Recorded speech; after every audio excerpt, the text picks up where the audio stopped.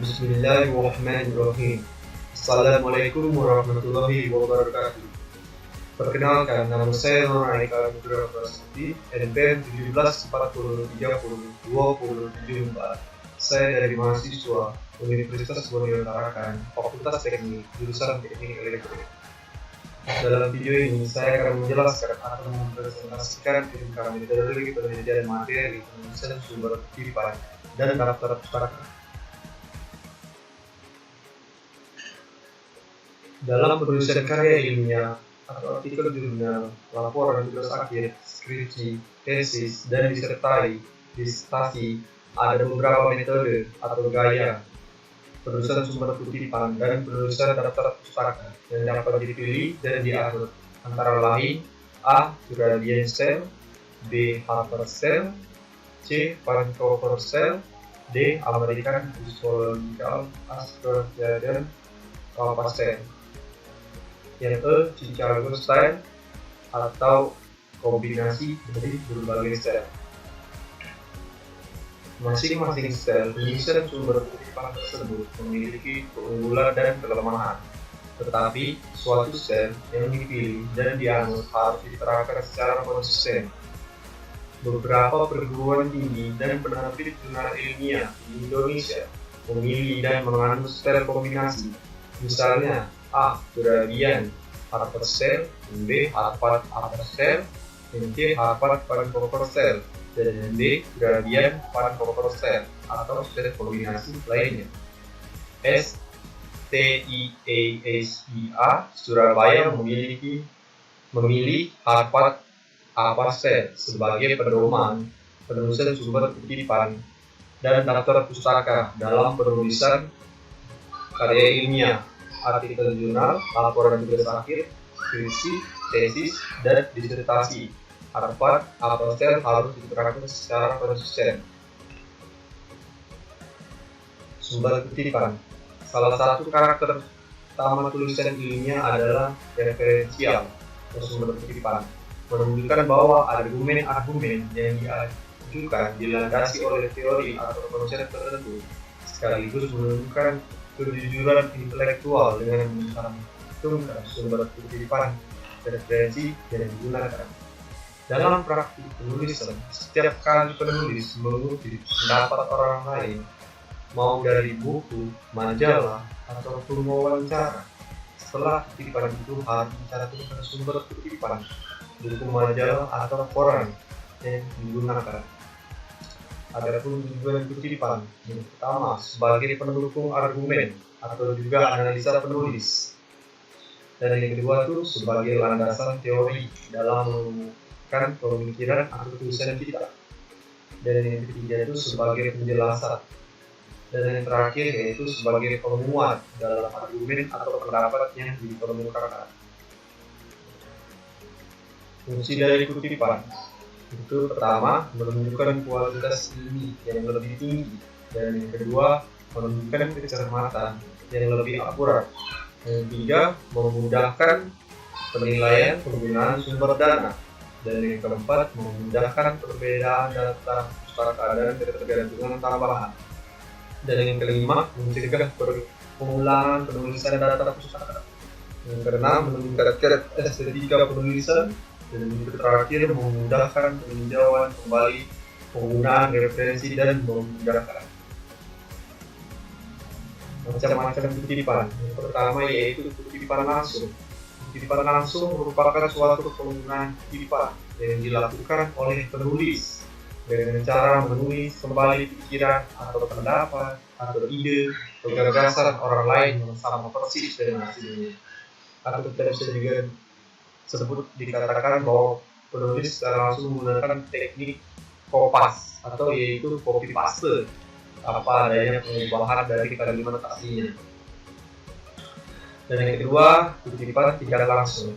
Kutipan tidak langsung merupakan penggunaan kutipan yang dilakukan oleh penulis dengan cara mengambil pikiran, ide, gagasan, pendapat orang lain, kemudian menyampaikan dalam sebuah karya penulis itu dengan kalimatnya sendiri sesuai dengan pemahamannya pada kutipan tersebut. Dengan kata lain, penulis tersebut tidak menulisnya dengan sama persis dengan tulisan paragraf kalimat yang dikutipnya. Tulis itu merangkai kalimat yang berdasarkan artikel atau sumber lainnya. Aturan penulisan sumber kutipan. A. Sumber kutipan dapat ditulis pada awal atau akhir kutipan. B. Penempatan sumber kutipan pada awal atau akhir kutipan tidak boleh mengampungkan bagian yang dikutip. Nama penulis suatu sumber kutipan hanya ditulis nama belakang, diikuti tahun dan halaman sumber kutipan, dilanjut dengan isi teks yang dikutip. Tentu halaman setelah tahun dibesarkan oleh tanda titik 2. Jika penulis terdiri dari atas 2 orang, kata penghubung tulis pertama dan kedua menggunakan dan, tidak menggunakan simbol, serta tidak menggunakan kata penghubungan N, walaupun literaturnya berbahasa Inggris, kecuali seluruh naskah tulis menggunakan bahasa Inggris. Jika penulis lebih dari 2 orang, hanya nama belakang penulis pertama yang ditulis sebagai sumber kutipan, diikuti et al. Kemudian tahun dan halamannya sumber kutipan. Catatan et al dalam bahasa Latin adalah singkatan dari et alia atau et ali, dan dalam bahasa Inggris berarti and others, dan dalam bahasa Indonesia berarti dan kawan-kawannya. Jika sumber kutipan merupakan di peralatan terjemahan, buku artikel dan lain-lain, maka yang disebut sebagai sumber adalah nama penulis asli, bukan penerjemah. Diikuti tahun penerbitan literatur asli, bukan tahun penerbitan hasil terjemahan. Pencantum halaman sumber kutipan setelah tahun bersifat wajib jika isi teks yang dikutip jelas halamannya. Cara penulisan sumber kutipan. Sumber kutipan ditulis di awal kalimat atau awal teks. Pertama, satu sumber kutipan dengan satu penulis. Asik dalam kurung tahun 2006 menunjukkan bahwa jika disertai dengan halaman asik ke kurung 2006 titik 2 halamannya 289 tutup kurung. Karena bahwa menurut asik 2006 titik 2 halaman 289. Yang kedua, satu sumber kutipan dengan 2 penulis, chopper dan silinder. Kurung 2003 titik 2 halaman 24 tutup kurung. Satu sumber kutipan lebih dari 2 penulis. Wen et al 2009 titik 2 halaman 32. Yang B, sumber kutipan ditulis di akhir kalimat atau awal teks. Satu sumber kutipan dengan satu penulis, asik, 2006. Jika disertai dengan halaman kurung asik, 2006 titik 2 halaman 289 tutup kurung. Yang kedua, satu sumber kutipan dengan 2 penulis, kurung, popper dan silinder, 2003 titik 2 halaman 24. Yang ketiga, satu sumber kutipan lebih dari 2 penulis, kurung, Wen et al, 2009 titik 2 halaman 32 tutup kurung. Dan C, 2 sumber kutipan dengan penulis yang sama. John, kurung 2006, 2007 tutup kurung. 3 tahun publikasinya sama. Sumiana 2007 A, 2007 B. Sumber kutipan berupa banyak pustaka dengan penulis yang berbeda-beda.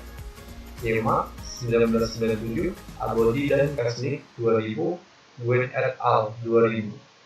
Sumber kutipan tidak menyebut nama penulis, tapi menyebut suatu lembaga atau badan tertentu.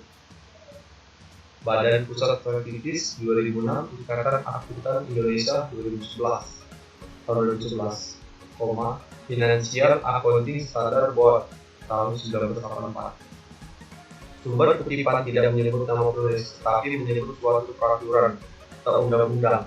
Undang-Undang Nomor 12 Tahun 2012, Peraturan Pemerintah Nomor 60 Tahun 2010, Pernyataan Standar Transaksi Keuangan atau PSAK Nomor 45. Yang terakhir, kutipan berasal dari sumber kedua, Scott tahun 2002 dalam Asik 2009 jilid 2 halaman 23. Atur di Hardiarjo tahun 2008 jilid 2 2001. Kutip Hendana 2009 jilid 2 16. Catatan daftar perpustakaan mencantumkan referensi yang merupakan sumber kedua. Daftar pustaka ialah yang berisikan tentang sumber-sumber dari bacaan yang digunakan sebagai bahan acuan untuk menulis karya ilmiah. Daftar pustaka bisa juga ialah suatu daftar yang berisikan judul buku, artikel maupun bahan tulisan yang memiliki kaitan dengan karya ilmiah yang dibuat. Tercantumnya dari judul buku pada daftar pustaka dan pada akhirnya karya ilmiah yang sangat berkaitan erat dengan pengutipan tulisan pada buku. Jika kita mengutip informasi maupun teori yang digunakan untuk pembuatan karya ilmiah, sehingga kita harus menentukan judul buku itu pada daftar pustaka. Kutipan ini bisa merupakan pinjaman kalimat ataupun pendapat seorang. Daftar pustaka sendiri kita dapat menemukannya di laporan hasil penelitian, skripsi, makalah, tesis, dan masih banyak yang lainnya. Daftar pustaka sendiri memiliki peranan yang sangat penting bagi karya ilmiah, karena jika sebuah karya ilmiah tidak mempunyai daftar pustaka, maka akan diragukan tentang kebenarannya.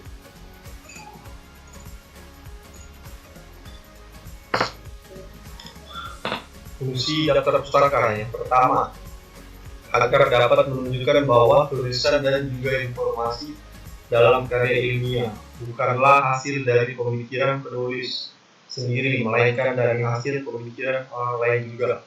Dan yang kedua, agar memberikan sumber informasi yang ditulisnya agar nantinya bisa ditelusuri oleh para pembaca jika ingin mengetahui informasi maupun teori tersebut dengan lebih lengkap.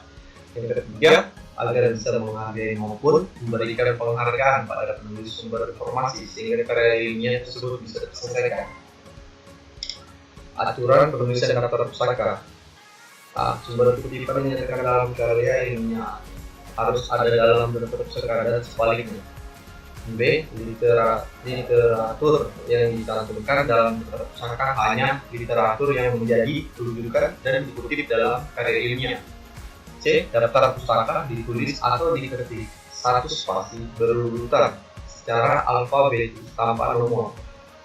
D. Jika literatur ditulis oleh satu orang, nama penulis ditulis nama belakangnya lebih dahulu, kemudian diikuti singkatan atau inisialnya, nama depan, dan nama tengah. Dilanjutkan penulisan tahun, judul, dan identitas lain dari literatur atau pustaka yang dirujuk.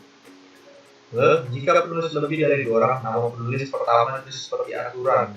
D. Dilanjutkan penulisan nama penulis kedua dan seterusnya sebagai berikut. Nama depan dan nama tengah disingkat. Dilanjutkan nama belakang untuk penulisan kedua dan seterusnya penulisan nama depan atau tengah singkatan dan nama belakang tidak perlu dibalik seperti penulisan pertama. Penulisan daftar pustaka tidak boleh menggunakan et al sebagai pengganti nama penulis kedua dan seterusnya. Berbeda dengan khusus sumber kutipan seperti dijelaskan pada aturan 2.1 kata penghubungan seorang atau orang penulis dalam terakhir menggunakan kata dan tidak menggunakan simbol dan serta tidak menggunakan kata penghubung n walaupun di dalam bahasa Inggris, kecuali seluruh naskah tersebut menggunakan bahasa Inggris. Cara penulisan tiap daftar pustaka berbeda-beda bergantung pada jenis literatur pustaka yang referensinya untuk lebih jelas. Jadi contoh nanti yang akan saya buat sumber kutipan ini pustakanya. Oke, kita akan mulai tutorialnya.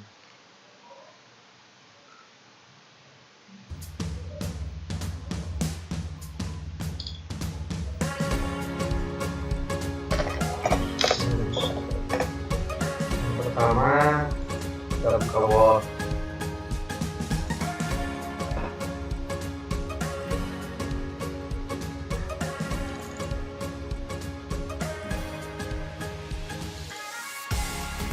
Word dan referensi ini diganti dari itu pertama tuh apa ya, kita pilih apa sel itu insert and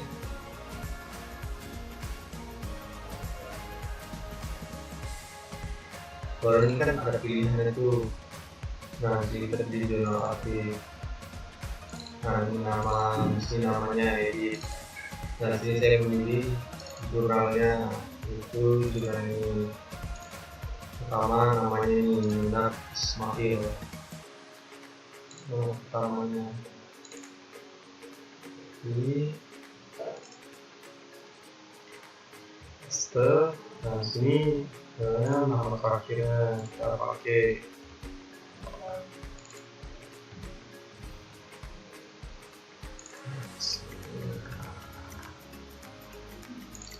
Nah, itu kan ada dua nama, lebih dari satu. Kita copy dia. Sini kita copy.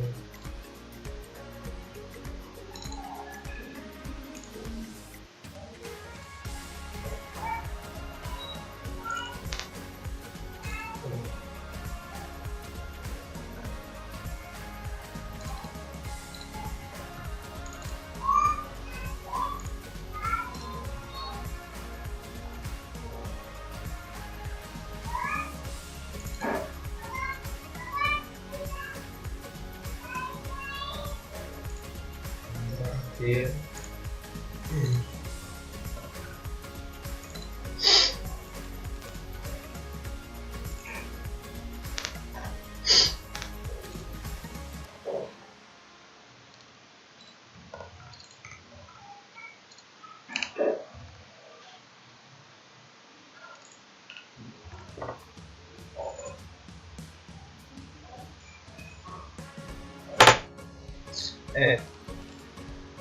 Itu oke, sudah.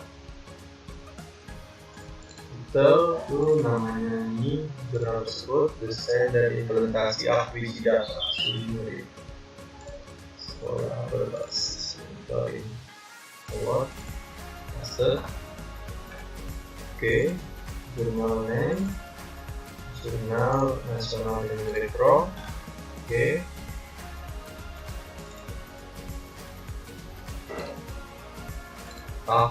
Tahunnya bro, tahunnya ini bro 2019.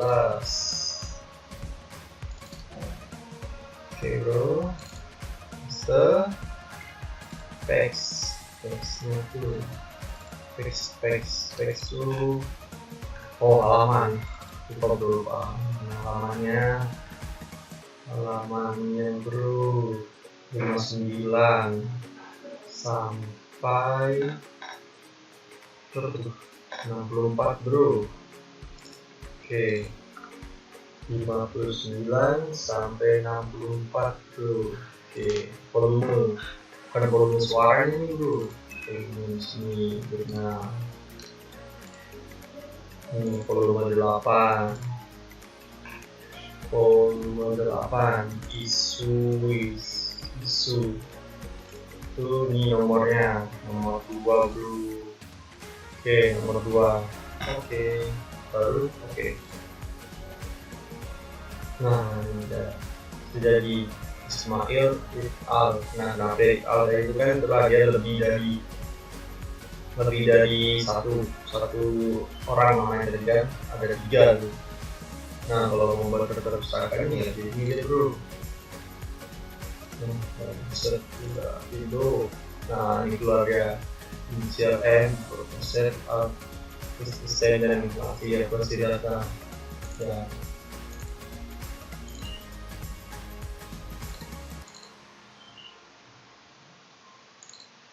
Oke, sekian dan terima kasih.